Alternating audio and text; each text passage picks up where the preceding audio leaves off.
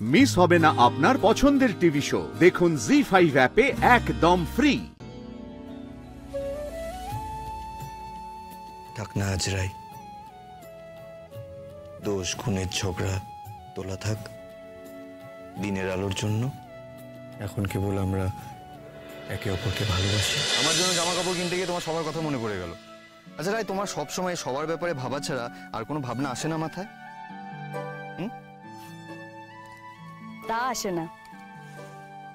আসলে ছোট থেকেই বড় পরিবারে জড়িয়ে যাপতে মানুষ হয়েছি তো, তাই নিজের জন্য কিছু করা, নিজের সুখ, এগুলো মাথাতেই আসে না। ঘটনাচক্রে তুমি যাদের বাড়িতে গিয়েছিলে, অঞ্জনদের বাড়িতে, সেখানে নিশ্চয়ই তোমার থাকতে খুব একটা অসুবিধা হয়নি, অ্যাডজাস্ট করতে অসুবিধা হয়নি, কারণ অঞ্জনদের পরিবারটাও তো এক জয়েন্ট ফ্যামিলি, বড় পরিবার। না না, একদমই না, বরং খুব ভালো লেগেছিল। আরে গুল্লু গুল্লু দুটো মানুষ, বাবা রে বাবা, কি মিষ্টি দুজন, পুরো আমাদের বাড়ির চরকির মতো। ওদের জন্য আরো বেশি মায়ায় জড়িয়ে পড়েছিলাম।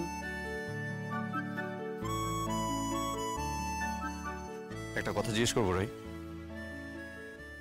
সেই সকালের প্রশ্নটা বুঝি? সেটা তো বাকি থেকে গেল। ভয় বলি না নির্ভয় বলি, সেই হিসেব মেলাতে মেলাতে। বেশ, এখন বলো, শুনছি। আচ্ছা, অঞ্জনদের বাড়িতে যখন তুমি প্রথম আমায় দেখলে, তখন তোমার কি মনে হয়েছিল? এবার তো আমার মনে হচ্ছে জিজ্ঞেস করি,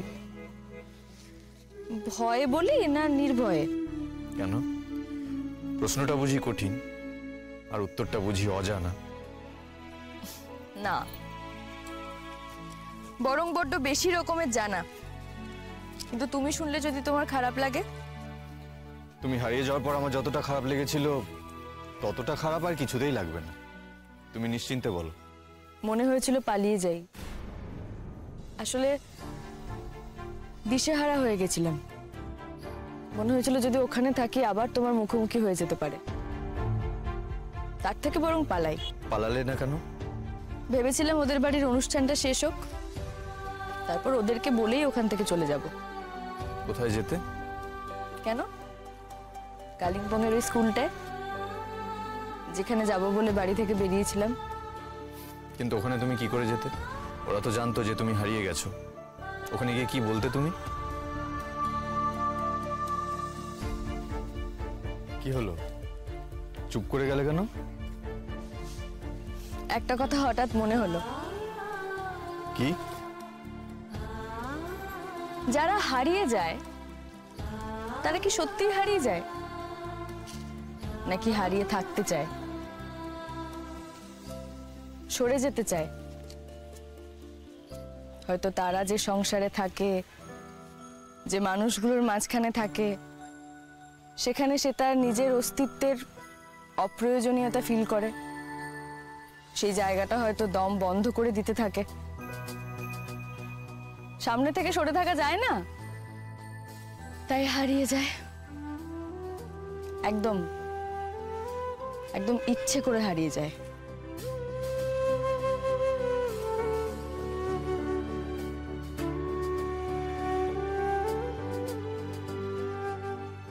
তার মানে তখন পালাবার অবসরটুকুও মিলল না, তাই পালালে না?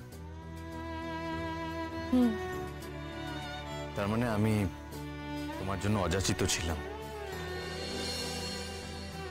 আর এখন?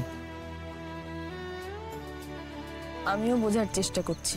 যদি শেষ অবধি বোঝো আমি আজও অযাচিত? এখনো জানি না। কি জানো না?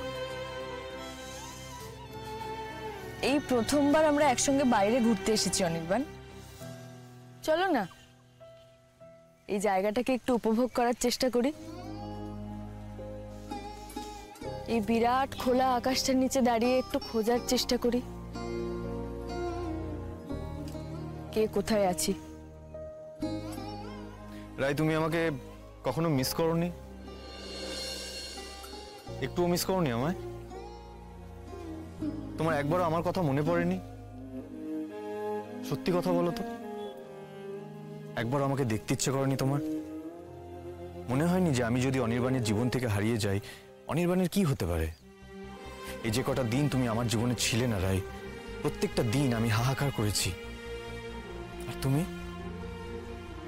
তুমি তোমার অপরাধ বোধে ছিলে, তাই হাহাকার করেছো। আর আমি মনে করেছি, অনেকবার তোমার কথা মনে করেছি, কিন্তু ফিরে যাওয়ার কথা ভাবিনি। আমার মধ্যে কেবল অপরাধ বোধটুকুই ছিল, ভালোবাসা ছিল না বলছো? হয়তো ছিল, তাই ফিরে এলাম। ছিল রাই, ভালোবাসা ছিল তোমার। তোমার রাগে, তোমার অভিমানে হুলকু থাকার মতো তোমার ভালোবাসা ছিল, আমার ভালোবাসা ছিল।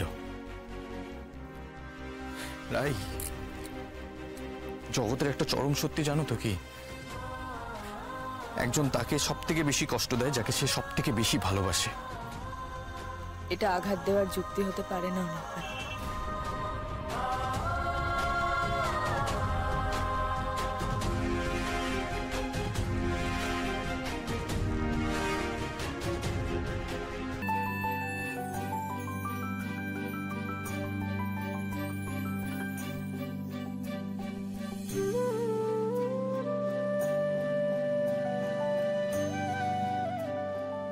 তুমি আমাকে আবার কষ্ট দেবে,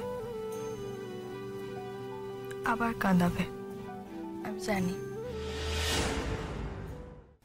তবুও যে কেন বারবার তোমার কাছে ফিরে আসি। তুমিও আমাকে কম কষ্ট দাও কি? আমি কোথায় কষ্ট দিই? এই যে মাঝে মধ্যে তুমি উদাসীন হয়ে থাকো, কেন? কেন আমাকে খারাপ হতে দাও তুমি?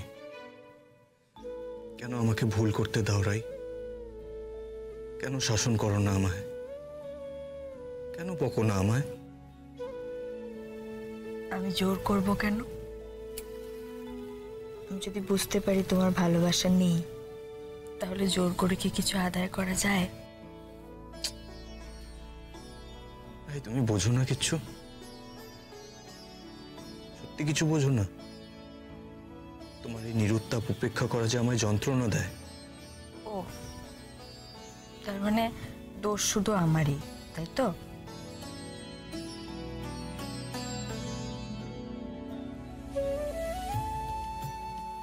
থাক না আজ রাই, দোষ গুণের ঝগড়া তোলা থাক দিনের আলোর জন্য। এখন কেবল আমরা একে অপরকে ভালোবাসি।